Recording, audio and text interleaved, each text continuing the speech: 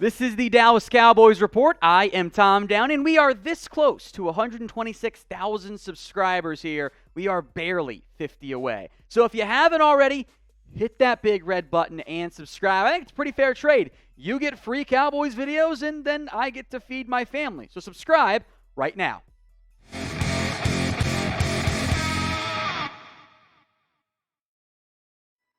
Tom Downey here for the Cowboys Report by Chat Sports, breaking down the latest Cowboys rumors and news. Jerry Jones has chimed in with some intriguing tidbits on the draft and Michael Gallup. We're going to begin with Bobby Wagner because, of course, right now, Peter King, now, of course, Pro Football Talk, formerly Sports Illustrated, he says that Wagner's looking for a deal worth around 1 year, $11 million. So that's not that outlandish of a contract for Bobby Wagner, I don't believe. And King also mentioned the Cowboys as a hypothetical fit. Here's the problem. That's more than what the Cowboys, I believe, would be willing to spend. Now, maybe the Ravens pay that amount. The Rams and Ravens are the two teams actually that Wagner's taken visits on. Ravens might be a bit more inclined to spend that money. The Rams looking for maybe half of that in terms of the APY. Wagner, of course, being from L.A. Maybe the Cowboys would be willing to offer something around $5 or $6 million, but I think they'd have to win a bidding war against the Rams. In the end, Cowboys aren't going to pay $11 million. They're not going to pay $10 million. That figure is beyond the Cowboys' self-imposed budget. They do not believe in paying players that level of money who are outside free agents. Ever since the Brandon Carr deal, they won't do it. It's almost double any outside free agent they've given, not including the Greg Hardy deal, which was 1 year up to 11, but he got like 3, so, maybe a bit deceptive there. Keanu Neal, $4 million. Gerald McCoy was $6 million, but he didn't even play. Alan Hearns was $6 million, 2 years, 12, disastrous signing. Nolan Carroll was a terrible one. Randall Cobb worked out wonderfully. Keanu Neal, I guess, was fine. So I'm not going to get my hopes up for the Cowboys paying that figure, even though they absolutely could fit it under their salary cap right now. They've got more than enough money to make that happen if they wanted to. Wagner, by the way, is not asking, allegedly, for top 5 linebacker money. He's asking for borderline top 10 figures. He's not going to get the Deion Jones deal, not at his age, not coming off what was a bit of a down season.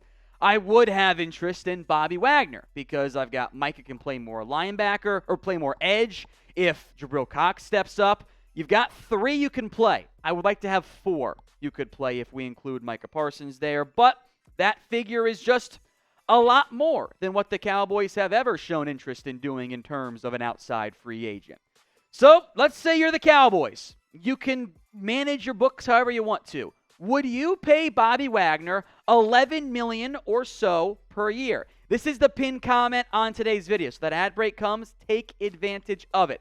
Head down there, type in Y for yes or N for no. It's the NFL League meetings this week. Owners, coaches, front office executives. Well, not Mike McCarthy, actually. But Jerry Jones is down there. And he spoke with media.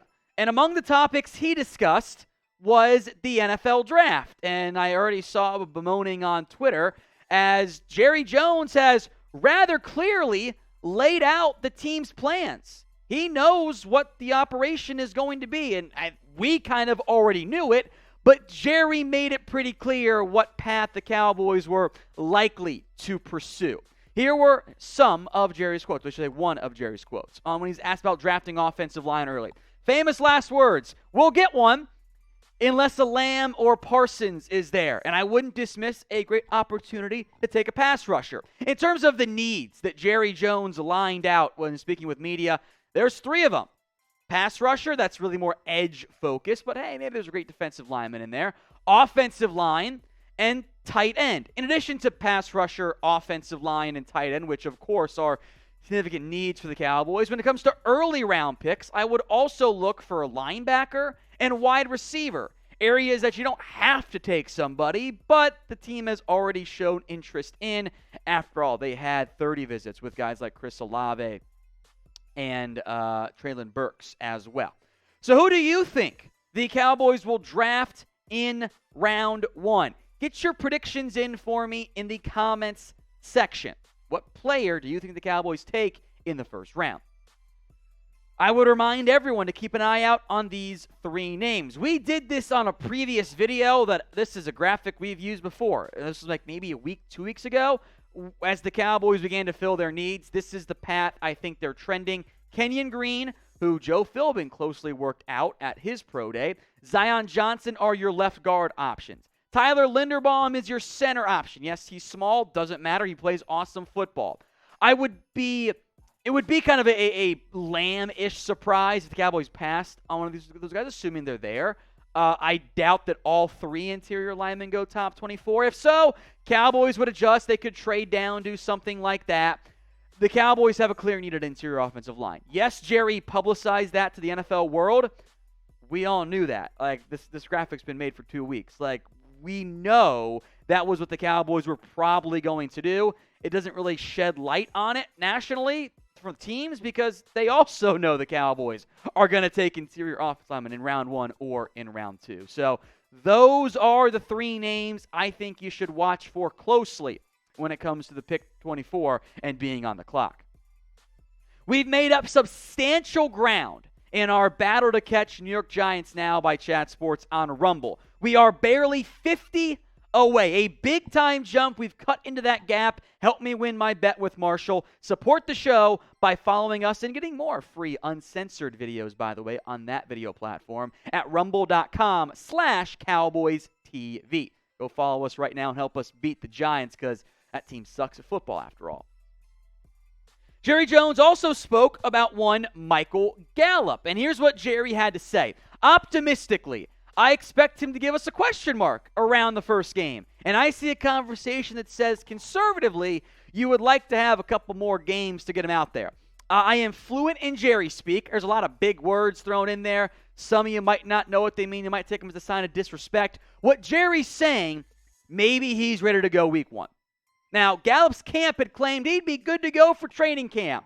That never really passed the smell test. That was always an ambitious timeline.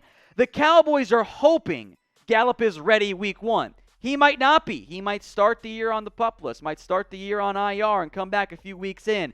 That is a very real outcome in terms of possibilities for Dallas. That's why receiver, at least short term, is still a big-time need for your organization. So will Michael Gallup play in week 1? Type 1 for yes, he'll be out there, he'll be good to go. Or type in 2 for nah, he's going to need at least another game to get healthy. Let me know what you guys think will happen right now in the comments section. Cowboys overall right now, receiver is still an area of focus. CeeDee Lamb, Michael Gallup, those are your top 2 once Gallup gets healthy. James Washington, I don't think you want to have as your only receiver 3 option. Now, maybe Simi Fehoko breaks out. Optimistic there. Maybe Noah Brown is really more of your receiver 4, 5, or 6 in a more ideal world. And I think you draft somebody. I would be surprised if the Cowboys left day 2 or at least round 4 without adding a receiver. Probably looking slot would be my guess, but I think they would love a flex piece inside-outside so that CeeDee Lamb can do inside-outside stuff depending on how Washington fares and how Gallup recovers. The goal is to get 2019 Gallup back on this team sooner than later. 2020's numbers dipped because, as a mainly deep threat, he missed having Dak Prescott as opposed to Andy Dalton out there. And, of course, 2021, he was significantly banged up. So the hope for the Cowboys is that Gallup is back out there in week 1. That is the hope. We've talked about it before that, Gallup being a lock player to return for training camp was maybe pushing it just a little bit, but that will be a key storyline to watch for the Dallas Cowboys throughout the NFL preseason. How close is Gallup to being back out there? I don't think the team will rush him because they made a significant investment. They will not just move on and say, yeah, you got to be good to go week 1. They will take the longer-term view, much like they have for much of this year's offseason. Now, if you haven't already, I again ask you to subscribe to us here at the Dallas Cowboys Report. You get daily videos, and frankly, it's been multiple times a day videos here at the Cowboys Report. So if you haven't already, join us at youtube.com/CowboysTV.